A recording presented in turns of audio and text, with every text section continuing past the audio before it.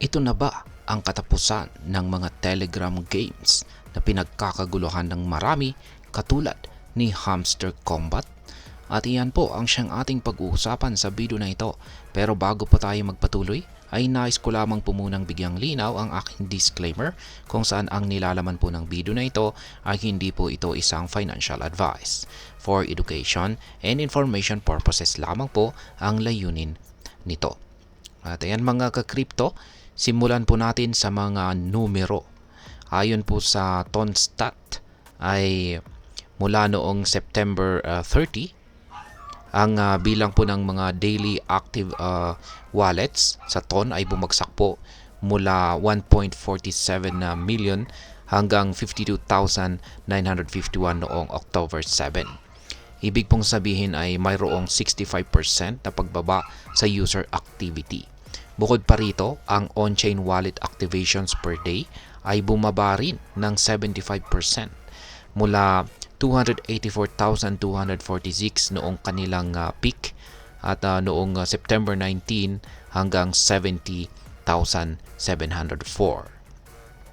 Ngayon, ang mga numerong ito ay nagpapakita po ng malaking epekto ng incentive-driven engagement.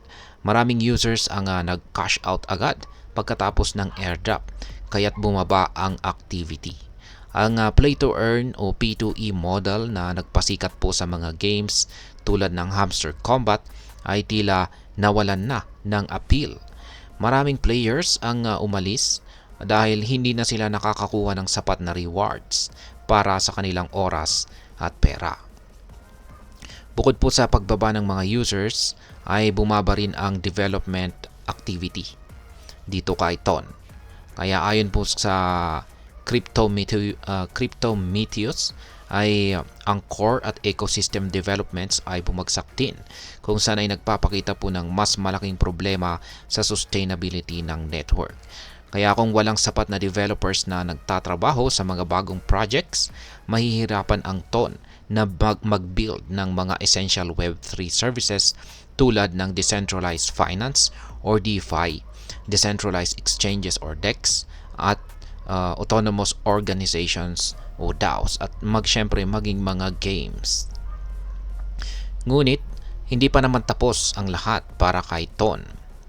Ayon kay Alvin Khan, COO ng Bitget Wallet, ay may potential pa rin ang TON na magtagumpay sa ibang areas.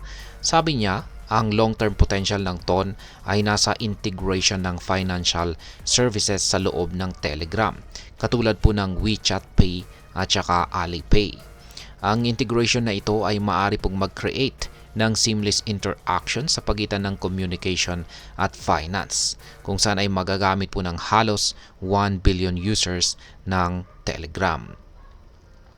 Ngayon ay para magtagumpay, kailangan ng TON na mag-develop po sila ng more enduring na financial ecosystem at practical use cases na lampas sa short-term incentives.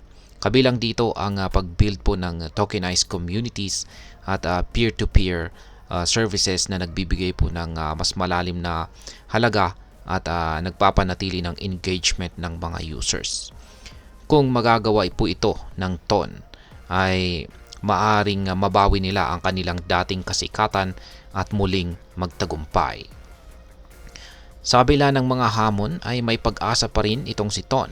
Ang susi ay ang focus sa long-term utility at sustainable engagement strategies. Kung magagawa nila ito, maaring makabangon muli ang TON at magtagumpay sa hinaharap. At ayan, hanggang dito na lamang po tayo sa video na ito mga ka-crypto. Sana po ay inyong nagustuhan ang aking paliwanag dito. Kung inyo po itong nagustuhan ay pakiclick lamang po ang like button nito. Para naman po sa mga bago lamang dito, kayo po ay aking inaanyayahan para mag-subscribe. Pakiclick na rin po ang bell icon nito dahil ito po ang siya magsisilbing notification nito sa mga bago kong videos na akin pong ina-upload sa aking YouTube channel na ito. Marami pong salamat sa panonood, ingat po tayo lagi at God bless po sa ating lahat.